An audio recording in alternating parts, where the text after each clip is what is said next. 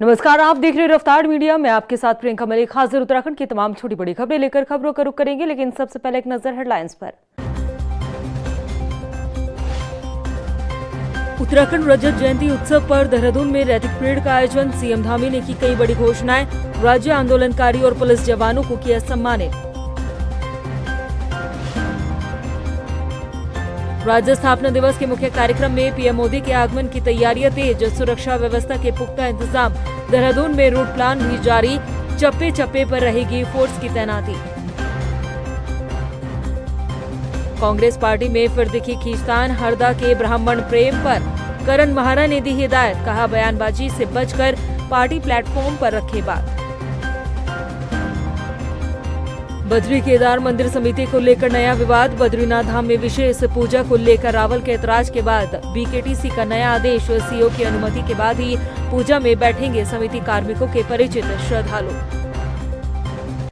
Headlines के बाद bulletin में खबरें विस्तार से।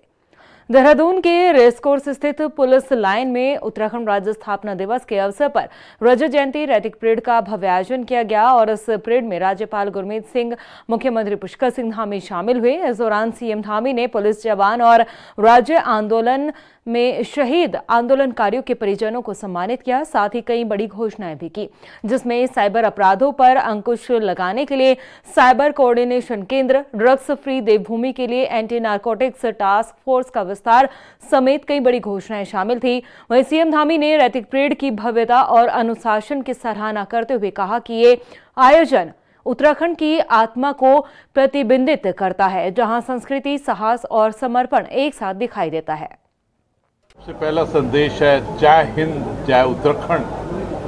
आज का दिन बिल्कुल स्पेशल था, क्योंकि आज हमने देखा कि उत्तराखंड की जो रजत जयंती है उसके अंदर में क्या हमारी उपलब्धियां हैं। आज परेड ने एक चीज़ साबित की कि आज की जो परेड थी उसकी लीडरशिप हमारी महिला कर रही है। जो महिला सशक्तिकरण है उसका फल है कि आज इस स्थिति में है। आज यहाँ पर युवाओं का, बच्चों का जो पार्टिसिपेशन था, योगदान था, जो उनके अंदर में उत्साह था, बिल्कुल अलग था। आज एक और बहुत स्पेशल बात हुई कि आज वंदे मातरम जो हमारा राष्ट्रीय गीत है उसका 150वां वर्ष पूरे हुए हैं। आज उसको जब सुना तो एकदम राष्ट्रभक्ति, राष्ट्र प्रेम, उसका एक अलग जज्बा है। हम ये संकल्प में थे इस अवसर पर कि हम उनके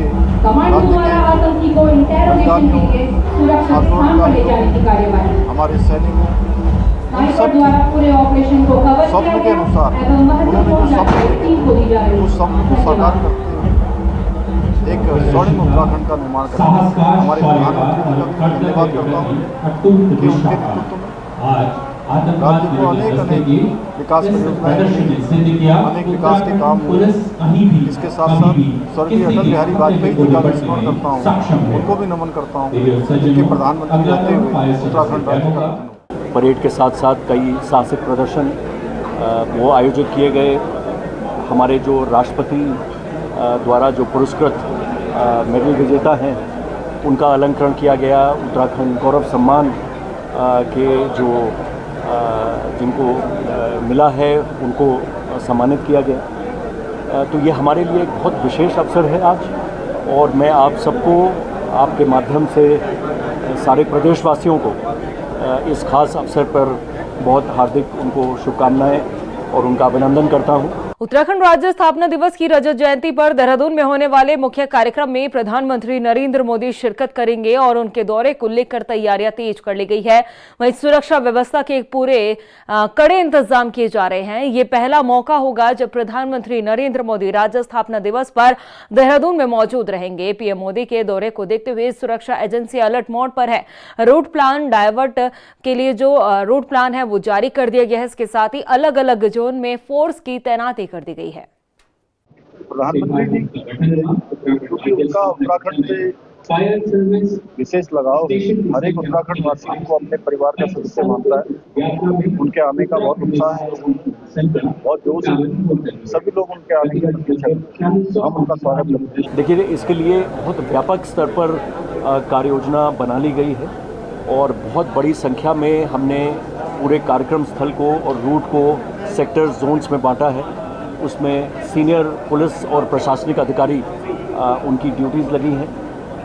हमारे जो माननीय प्रधानमंत्री जी की जो सुरक्षा टीम है वो भी परसों से आई हुई है और लगातार हम लोगों ने जो उसके सेक्टर बाय सेक्टर जो उसके आयोजन की तैयारियां हैं उसका रिहर्सल भी किया है। आज भी होगा, कल भी होगा, तो हम लोग सारी व्यवस्थाओं के लिए पूरी तैयारी कर रहे हैं। वहीं पंतनगर में आयोजित किसान सम्मेलन में सीएम पुष्कर सिंह धामी ने शिरकत की। इस दौरान मुख्यमंत्री ने कहा कि किसान कल्याण के लिए महत्वपूर्ण कदम उठाए जा रहे हैं। किसानों को मिलेट, एप्पल और कीवी मिशन की सौगात दी गई ताकि किसानों की आर्थिक स्थिति में और भी ज्यादा सुधार हो सके। आपको बता दें कि सम्मेलन में 25 से 30 हजार किसानों के प्रतिभाग करने की संभावना है। सम्मेलन में कृषि और संबंधित विभागों द्वारा प्रदर्शनी भी लगाए गए, जिसमें किसानों को उन्नत कृषि तकनीक, आधुनिक उपकरण, बीज और सरकारी योजनाओं की जानकारी दी जा रही है। 80% तक की सब्सिडी प्रदान की जा रही है। यही नहीं, हम किसानों की उपज की गुणवत्ता को बढ़ाने के लिए ग्राइंडिंग सॉर्टिंग यूनिट के निर्माण के लिए भी अनुदान प्रदान कर रहे हैं। प्रदेश में 50 से अधिक मशरूम इकाइयां, 30 से अधिक मौल पालन इकाइयां, 30 गोल्ड चेन इकाइयां, 18 कोल्ड स्टोरेज, 5 सीए स्टोरेज, 128 बड़ी खाद्य प्रसंस्करण इकाइयां, 1030 सूक्ष्म खाद्य उद्यम और 2 मेगा फूड पार्क स्थापित हैं। वहीं मसूरी में भी राज्य स्थापना दिवस की रजत जयंती पर अलग अलग कार्यक्रमों का आयोजन होना है, जिसके लिए तैयारियां जारी है। नगर पालिका अध्यक्ष मीरा सकलानी ने बताया कि नगर पालिका द्वारा रजत जयंती समारोह बड़े ही धूमधाम के साथ मनाया जाएगा। 8 नवंबर को सर्व मैदान में गांधी चौक तक रैली का आयोजन भी किया जाएगा। 9 नवंबर को टाउन हॉल में सांस्कृतिक कार्यक्रमों के आयोजन किए जाएंगे। देखिए, 25 साल का उत्तराखंड हो गया, ये हमारे लिए सभी के लिए बहुत खुशी की बात है।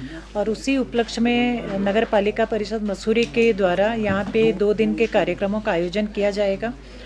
8 तारीख का जो कार्यक्रम रहेगा वो 1 बजे सर्वे ग्राउंड से हम लोग सारे जितने भी शहर के जितने भी स्टेक होल्डर्स हैं उन सब लोगों को के साथ मिलकर के एक भव्य रैली का यहाँ पे एक आयोजन किया जाएगा। और शाम को लाइब्रेरी चौक में एक बॉन फायर भी किया जाएगा और मंडाण का कार्यक्रम भी वहाँ पे किया जाएगा। और मंडाण के कार्यक्रम के साथ ही 8 तारीख का कार्यक्रम का समापन भी किया जाएगा। 9 तारीख को टाउन हॉल में एक सांस्कृतिक कार्यक्रम का आयोजन किया जाएगा, जिसमें रमछोल कार्यक्रम होगा। और उसमें विशेष बात ये है कि वो उत्तराखंड के ही कलाकार उसमें भागीदारी करेंगे और हमारे शहर के अंदर जितने भी कलाकार हैं वो सभी कलाकार भी उस कार्यक्रम में भागीदारी निभा रहे हैं। उत्तराखंड कांग्रेस में एक बार फिर खींचतान देखने को मिल रही है। ब्राह्मणों के प्रतिनिधित्व को लेकर हरीश रावत के बयान पर कांग्रेस के प्रदेश अध्यक्ष करण महारा ने नसीहत दी है। करण महारा ने कहा कि ऐसी बयानबाजी से बचकर पार्टी प्लेटफॉर्म पर अपनी बात रखनी चाहिए। रिपोर्ट देखिए। उत्तराखंड में कांग्रेस अपने संगठनात्मक ढांचे को मजबूत करने के लिए जल्द ही जिला अध्यक्षों की नियुक्ति करने जा रही है। साथ ही जिला अध्यक्षों की घोषणा के बाद अब कार्यकारिणी पर भी जोर दिया जा रहा है। जल्द ही कार्यकारिणी की घोषणा भी कर दी जाएगी। पूर्व मुख्यमंत्री हरीश रावत ने सोशल मीडिया पर एक बयान जारी किया था, जिसमें उन्होंने विशेष रूप से ब्राह्मणों को जिला अध्यक्ष के पदों के लिए रुचि दिखाई थी और उन्हें खास जगह देने की बात कही थी। इस पोस्ट के बाद अब कांग्रेस प्रदेश अध्यक्ष करण महारा ने इसका संज्ञान लेते हुए ऐसे बयानबाजी से बचकर पार्टी फोरम पर बात रखने की हिदायत दी है। करण महारा का कहना है कि पार्टी के वरिष्ठ नेताओं का सुझाव देना पार्टी को मजबूती देता है, लेकिन सोशल मीडिया की जगह ये सुझाव पार्टी प्लेटफॉर्म और हाईकमान के सामने रखी जाए तो बेहतर होगा। मैं इतना ही कहूँगा कि पार्टी के हर सीनियर को अधिकार है कि वो अपना सुझाव दे, लेकिन अच्छा होता है ये सुझाव सीधे हाईकमान को दिया जाता और ये पब्लिक डोमेन में नहीं आता तो ज़्यादा अच्छा रहता। वहीं पूर्व मुख्यमंत्री हरीश रावत अपनी बात पर अड़िग है। उनका कहना है कि ब्राह्मण समाज को साथ लेकर चलना ही पार्टी के हित में है। पार्टी को अगर आगे बढ़ना है तो ब्राह्मण समाज को साथ लेकर चलना होगा, तभी आगे जाकर पार्टी का भला होगा। सनातन उदार है, सहिष्णु है, समावेशी है। ब्राह्मण उदार है, सहिष्णु है, समावेशी है। कांग्रेस भी उदार है, सहिष्णु है, समावेशी है। अब इस सत्य को मैं सुबह शाम भी कहूँगा, पार्टी प्लेटफॉर्म पर भी कह दूँगा, पार्टी के नेतृत्व के सामने भी कह दूँगा, नेतृत्व के सामने भी कह दूँगा। वैसे भी मैं कांग्रेस वर्किंग कमेटी का मेंबर हूँ अभी, तो मैंने जो कुछ कहा होगा वो मेरी पार्टी के हाईकमान के पास पहुँचा होगा। बता दें कि 27 चुनाव को देखते हुए पार्टी ने संगठन सृजन अभियान की शुरुआत की है। जिला अध्यक्षों की नियुक्ति पर हाईकमान और उत्तराखंड के वरिष्ठ नेता अलग अलग राय रख रहे हैं। चुनाव से पहले कांग्रेस पार्टी के नेताओं के अलग अलग बयान पार्टी की अंदरूनी कलह की ओर इशारा करते हैं। इसी अंदरूनी कलह के कारण कांग्रेस को 2022 के चुनाव में हार का मुंह देखना पड़ा था। देखना होगा कि आगे आने वाले समय में कांग्रेस पार्टी के नेता 2027 के विधानसभा चुनाव से पहले एकजुट होकर पार्टी की बात जनता के बीच रखते हैं या फिर नहीं। रफ्तार मीडिया के लिए देहरादून से सुशांत सिंह की रिपोर्ट। बीकेटीसी को लेकर एक नया विवाद सामने आया है। बद्रीनाथ धाम में विशेष पूजा अर्चना को लेकर रावल के ऐतराज से हड़कंप मच गया, जिसके बाद मंदिर समिति की ओर से एक नया आदेश जारी किया गया और उस आदेश के मुताबिक अब सीओ की अनुमति के बाद ही वीआईपी श्रद्धालु पूजा में बैठ पाएंगे। क्या कुछ पूरा मामला है, आइए इस रिपोर्ट में दिखाते हैं। बीकेटीसी को लेकर नया विवाद, पूजा को लेकर जताया ऐतराज, मंदिर समिति ने नया आदेश किया जारी, अनुमति के बाद ही पूजा में बैठेंगे श्रद्धालु। बद्री केदार मंदिर समिति यानी बीकेटीसी को लेकर अब एक नया विवाद सामने आया है। बद्रीनाथ में विशेष पूजा को लेकर रावल के ऐतराज से हड़कंप मचा हुआ है, जिसके बाद मंदिर समिति की ओर से नया आदेश जारी कर दिया गया है। अब सीओ की अनुमति के बाद ही पूजा में श्रद्धालु बैठ पाएंगे। दरअसल बद्रीनाथ के रावल, अमरनाथ, नंबूदरी ने महाभिषेक और बाकी पूजाओं में व्याप्त अव्यवस्थाओं पर गंभीर आपत्ति जताई। रावल की ऐतराज के बाद अब मंदिर समिति की अध्यक्ष समेत किसी भी माध्यम से आने वाले मेहमानों को सीईओ के संज्ञान में लाने के बाद ही पूजा में बैठाया जाएगा। कि अभिषेक पूजाओं में जो यात्री बैठते हैं, जो बेचारे 4700 रुपये अपनी पर्ची काट करके जो वहाँ पर बैठते हैं, उनको बहुत सारी असुविधाओं का सामना करना पड़ता है। कारण इसका मुख्य जो है वो वीआईपी दर्शनों की वजह से। जो वीआईपी लोग हैं वो आगे की सीटों को घेर लेते हैं और उसकी वजह से जो यात्री हैं उनको बहुत सारी असुविधाओं का सामना करना पड़ता है, जो ठीक नहीं है। क्योंकि यात्री बेचारा जो अपना पैसा खर्च कर रहा है उसको वो सुविधाएं मिलनी चाहिए, उनको जो दर्शनों की जो सुविधा है उसको मिलनी चाहिए। तो इस वजह से मंदिर समिति का भी इसके ऊपर बयान है, उन्होंने भी ठीक कहा है कि इसके ऊपर जो भी आइंदा आने वाले समय में वीआईपी दर्शनों को अभिषेक पूजाओं के समय में बंद कर दिया जाएगा। ये ठीक है, इसका हम स्वागत करते हैं। और नंबूरी जो वहाँ के जो रावल जी हैं उनकी आपत्तियों को लिया गया, इसका हम स्वागत करते हैं। बता दें कि बद्रीनाथ धाम में महाभिषेक और अभिषेक पूजाओं के लिए 4500 से 4700 रुपए का शुल्क लिया जाता है। इसके अलावा आरती के लिए भी अलग शुल्क तय है। ये पूजा ऑनलाइन ऑफलाइन दोनों तरह से बुक होती है। सूत्रों के मुताबिक वीआईपी के नाम पर बड़ी संख्या में लोग बिना शुल्क दिए महाभिषेक और अभिषेक पूजा में बैठा दिए जाते हैं। बिना शुल्क वाले आगे बैठ जाते हैं और जो शुल्क देकर पूजा बुक करवाते हैं उन्हें पीछे बैठना पड़ता है।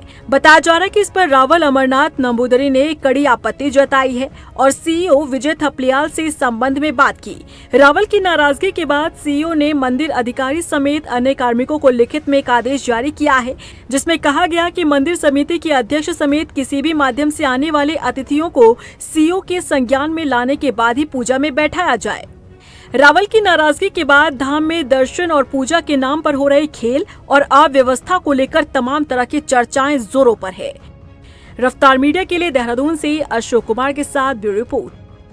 वही किच्छा से कांग्रेस विधायक तिलक राज बेहड़ ने विभागीय अधिकारियों पर भ्रष्टाचार के गंभीर आरोप लगाए। उन्होंने कहा कि किसान जितना इस बार लूट रहा है उतना कभी पहले नहीं लूटा है। तिलक राज बेहड़ ने कहा कि धान खरीद में जितना बड़ा घोटाला अब हो रहा है वो कभी नहीं हुआ। आप ये बताइए, राइस मिलर्स में कुछ गिनती के राइस मिलर्स में सीधा धान आ रहा है, 6RRF से विभाग काट रहा है। भ्रष्टाचार नहीं तो क्या है, कांटे से तुल के आए ना। अभी उत्तराखंड के किसानों का धान बाकी है और धान का लक्ष्य पूरा हो गया। ठीक है, हम नहीं मना करते भी कहीं का ना है, उत्तर प्रदेश कहीं का ना, पहले उत्तराखंड का तो तोलिए धान। जो पैसे दे रहा है किसान जितना इस बार लूटा कभी नहीं लूटा। 1700, 1800 रुपये, 1600 रुपये नमी के नाम पर मार्केट में बेच के जा रहा है और कांटों पे जो पैसे दे पा रहा है उसी के तुल रहे हैं। और कोऑपरेटिव में सबसे बड़ा भ्रष्टाचार है कोऑपरेटिव विभाग में, और कोऑपरेटिव में सबसे ज़्यादा किसानों को लूटा जा रहा है कांटों के नाम पर। वही माफिया हैं, जैसे हम दिवाली और उसके त्यौहार की इंतजार करते हैं, वो कांटे लेने वाले भी राइस मिलर्स के जो इन्होंने मिलें भी हैं और अपने ही नामों से उन्होंने दाएं बाएं से कांटे ले रखे हैं, सीधा अपनी मिल में धान ले जाते हैं। और ये धान कल को सरकार चावल नहीं खरीदेगी, तब पता चलेगा इतना चावल। वहीं घनसाली में स्वास्थ्य व्यवस्थाओं के खिलाफ चल रहे आंदोलन पर घनसाली विधायक शक्तिलाल शाह ने बड़ा बयान दिया। उन्होंने कहा कि आंदोलन के माध्यम से कम विपक्षों को उनकी याद तो आई है। वैसे तो याद कभी नहीं आती, लेकिन अब चुनाव का समय नजदीक है, ऐसे में उनकी याद आ रही है। वहीं स्वास्थ्य व्यवस्थाओं के जल्द दुरुस्त होने की भी उन्होंने बात कही। उधर विधायक के इस बयान पर पूर्व विधायक भीमलाल आर्य ने भी कटाक्ष किया। उन्होंने कहा कि ये आंदोलन विपक्ष का नहीं, घनसाली की जनता का है। अच्छी बात है, कम से कम याद तो आई उन लोगों को मेरी, वैसे तो कभी याद नहीं आती, लेकिन आजकल उनको इसलिए याद आ रही है कि सब समय बहुत करीब आ गया। लेकिन मैं आपके चैनलों के माध्यम से आप लोगों को बधाई देना चाहता हूं, आपका धन्यवाद करना चाहता हूं। मैंने पिलखी पीएससी को सीएससी बनाने का 31 दिसंबर तक जनता के सामने चिल्ला के बोला है। और मैं आज मुझे इस बात की भी खुशी हो रही है कि परसों मेरी माननीय मुख्यमंत्री से बात हुई, दोनों सीएससी में से एक हॉस्पिटल को, चाहे पिलखे वाला बने चाहे अपना बेलेश्वर वाला बने, उन दोनों में से एक हम उप जिला चिकित्सालय के रूप में भी विकसित करने जा रहे हैं। हल्द्वानी के एमबीपीजी इंटर कॉलेज परिसर में 8 से 10 नवंबर तक 3 दिवसीय जोहार महोत्सव शुरू होने जा रहा है। महोत्सव की तैयारियों को लेकर सीमांत क्षेत्र के लोगों द्वारा दिव्य और भव्य तैयारी की जा रही है। आपको बता दें कि पिथौरागढ़ के चीन बॉर्डर से लगी मीलम घाटी के जोहार संस्कृति से जुड़े लोग इस महोत्सव का आयोजन करते हैं, जिसमें पर्वतीय सीमांत क्षेत्र की जड़ी बूटी, औषधि, हस्तशिल्प कला और लोक संस्कृति का दिव्य संगम दिखाई देता है। हमारी जोहार सांस्कृतिक वेलफेयर सोसाइटी हल्द्वानी द्वारा 8, 9, 10 नवंबर को जोहार महोत्सव 2025 का आयोजन एमबी इंटर कॉलेज हल्द्वानी में आयोजित किया जा रहा है, जिसकी हमने पूरी तैयारी कर ली। और इस साल जो कल्चरल प्रोग्राम में हमारे गढ़ रत्न श्री नरेंद्र सिंह नेगी जी आ रहे हैं। इसके अतिरिक्त हमारे माणा गांव के ट्राइबल लोग भी यहाँ पर अपने सांस्कृतिक कार्यक्रम देंगे। इसमें इस बार जो है कि जो हमारा जो जोहार सांस्कृतिक वेलफेयर सोसाइटी है, तो उसके जो अब ये 16वां साल है, तो इसमें मुख्य हमारा जो है कि एक पत्रिका का इसमें अनावरण होगा। और उसमें हमने जो इन 15 वर्षों में जो भी इस सोसाइटी के द्वारा जो कार्य किए गए उसका उसमें देखने को मिलेगा। और दूसरा जो है कि एक मिनी म्यूजियम के नाम से यहाँ पर हिमालयी उत्पाद और जो जड़ी बूटियाँ हैं, हमारे जो हस्तशिल्प है, उसका आपको मिनी म्यूजियम के माध्यम से लोगों को जानकारी दी जाएगी। वहीं अल्मोड़ा के जिलाधिकारी अंशुल सिंह ने कहा कि जनपद में विकास कार्य को प्राथमिकता दी जाएगी और गुणवत्ता का खास ध्यान रखा जाएगा। उन्होंने कहा कि सीएम की घोषणाओं को धरातल पर समय से उतारा जाएगा ताकि जनता और जिले को लाभ मिल सके। इसके अलावा उन्होंने अल्मोड़ा में स्वास्थ्य व्यवस्था दुरुस्त करने की भी बात कही। देखिए, स्वास्थ्य सुविधाओं में आपको जैसे अवगत कराया है, ऑलरेडी सरकार इसमें लगातार प्रयास कर रही है। जिले स्तर पे भी प्रयास हो रहा है, इवन डीजी हेल्थ भी लगातार प्रयास कर रहे हैं। तो हर लेवल पे हम लोग प्रयास कर रहे हैं कि इसको हम इम्प्रूव कर सकें। सीएचसी में हमने अभी फॉर ट्रायल बेसिस ई संजीवनी के माध्यम से हमने टेलीमेडिसिन चालू कराया था, जिसमें कल 3 पेशेंट ने एम्स ऋषिकेश के डॉक्टर्स को भी दिखाया। तो और हम अब कोशिश कर रहे हैं जो ई संजीवनी का जो हमारा पोर्टल है या फिर एक और हमारी ऐप है टेलीमेडिसिन की, उसको हम बेस हॉस्पिटल से स्टार्ट कर सकें ताकि हम भी यहाँ से मॉनिटरिंग कर सकें। और एक बार हम जब ये सीएचसी चौकटिया का सक्सेस हो जाएगा तो इसी टेलीमेडिसिन को हम आगे भी बढ़ाते जाएंगे। दिस विल इंश्योर कि हमें हेल्थ केयर सर्विस डिलीवरी देनी है, वो कैसे देनी है, बस उनको हमें आउटपुट अच्छा होना चाहिए। हमारा एम यह है कि जो पेशेंट है वो निराश होकर ना जाए, उसको सही तरीके से उपचार हो सके। वहीं लक्सर में राय बहादुर नारायण सिंह शुगर मिल के पराई सत्र 2025 व 26 की शुरुआत हो गई है। इस दौरान मौके पर मौजूद खानपुर विधायक उमेश कुमार ने मिल में आए सभी किसानों को पुरस्कार देकर सम्मानित भी किया। देखिए, पेराई सत्र जिस दिन शुरू होता है उस दिन सही मायने में तो बधाई किसानों को देनी चाहिए, लेकिन मुझे लगता है कि किसान जिस पीड़ा से गुजर रहा है उसमें बधाई देना उसे तकलीफ देने जैसा है। 2023 की आपदा 100% फसलें नष्ट हो गई, 2025 की आपदा 100% फसलें नष्ट हो गई, थोड़ा बहुत बचा होगा। इस समय सरकारों को किसानों के प्रति संवेदनशील होने की आवश्यकता है। किसान क्रेडिट कार्ड का जो ब्याज है उसको माफ किया जाए, बिजली के बिलों में माफी हो, बिजली के बिलों पर जो आरसी काट दी जाती है उसको रोका जाए। उधर रुड़की में कुख्यात गैंगस्टर लॉरेंस बिश्नोई के नाम पर एक कारोबारी से 30 लाख रुपए की रंगदारी की मांग की गई है। बताया जा रहा है कि धमकी की कॉल विदेश से आई थी। पुलिस ने इस मामले में एक आरोपी को गिरफ्तार कर लिया है, जबकि मास्टरमाइंड अभी विदेश में बताया जा रहा है। इसके साथ ही रुड़की में 6 नवंबर को हुई सोनू चौहान हत्याकांड का पुलिस ने चंद घंटों में खुलासा करते हुए मुख्य आरोपी को गिरफ्तार कर लिया। बताया जा रहा है कि बीड़ी सिगरेट के गोदाम में आग लगने से एक युवक की झुलसकर मौत हो गई थी। उसके अंतिम संस्कार के दौरान एक परिवार पुरानी रंजिश का शिकार हो गया और अंतिम संस्कार में गए सोनू चौहान को उसके ही चाचा ने चाकू से हमला कर मौत के घाट उतार दिया था। ये थाना कोतवाली गंगनहर में एक महिला के द्वारा पुलिस को ये अवगत कराया गया कि उसका भाई जो सहारनपुर से यहाँ आया था और उसके बेटे की एक दिन पूर्व ही से जल के मृत्यु हुई थी। उसी के कार्यक्रम में वो शरीक होने यहाँ आया था। इसी बीच पारिवारिक विवाद में जो मृतक है उसके जीजा जो है, ये जो महिला है वादिया, उसके पति के भाई ने विवाद में इसकी हत्या कर दी। और पूरे घटनाक्रम में जो मुख्य अभियुक्त है जो उसको पुलिस के द्वारा अरेस्ट कर लिया गया है। बाकी अन्य लोगों से भी पूछताछ की जा रही है। देहरादून में बंगाली समाज के आरक्षण और भाषा संबंधी अधिकारों को लेकर महत्वपूर्ण बैठक आयोजित की गई। समाजसेवी सुब्रत विश्वास के नेतृत्व में बंगाली समाज के कई प्रतिनिधित्व पूर्व मुख्यमंत्री हरीश रावत के आवास पर पहुंचे और बंगाली समाज की अलग अलग मांगों को लेकर उनसे चर्चा की। पूर्व सीएम हरीश रावत ने कहा कि बंगाली समाज के लिए कांग्रेस सरकार में काफी कार्य हुए, लेकिन बीजेपी ने बंगाली समाज को समान अधिकार नहीं दिया है। देहरादून का हमारा भ्रमण था, बहुत सारे नेताओं से, बहुत सारे लोगों से मिले। हमारे पूर्व मुख्यमंत्री जी हमारे हरीश रावत जी, उनसे भी बहुत सारी वार्तालाप हुई आरक्षण को लेकर, ओबीसी को लेकर और बंगला भाषा को लेकर और विभिन्न मुद्दों को लेकर, बंगाली समाज के कोष को भी लेकर हमारी बातचीत हुई। और मुझे बहुत अच्छा यहाँ से सभी जगह से मुझे अच्छे रिस्पॉन्स मिले। बहुत जल्दी इसका एक आंदोलन का हम रूपरेखा तैयार करें और बहुत बड़ा आंदोलन करने जा रहे हैं। आंदोलन से पहले मेरा कार्य है कि सब लोगों को अवगत करा दें। जैसे हमने पूरी पाकिस्तान से पहले अवगत कराया था सारे नेताओं को, अब स्वयं के माध्यम से हम अवगत करा रहे हैं। और अगर कुछ नहीं पूरा होता तो बहुत जल्दी आंदोलन करेंगे, जिसका जिम्मेदार शासन प्रशासन क्षेत्र के लोग हैं। समाज की जिम्मेदारी निभाना मेरी जिम्मेदारी है और मैं हर जगह अपने समाज के लिए पहुंचने का कार्य करूंगा, पहुंचने का प्रयास करूंगा। कुछ बनाया था और छात्रवृत्तियों को, ताकि जो हमारे बंगाली समुदाय के लोग हैं और बच्चे हैं, होनहार बच्चे हैं, वो अपनी प्रतिभा को और निखारने का काम कर सकें। और हम तो उस कोर्स को और बढ़ाना चाहते थे ताकि वो हमारे बंगाली समुदाय की जो दूसरी गतिविधियां हैं, सांस्कृतिक गतिविधियां हैं और आर्थिक गतिविधियां हैं, उनके लिए भी माध्यम बन सके।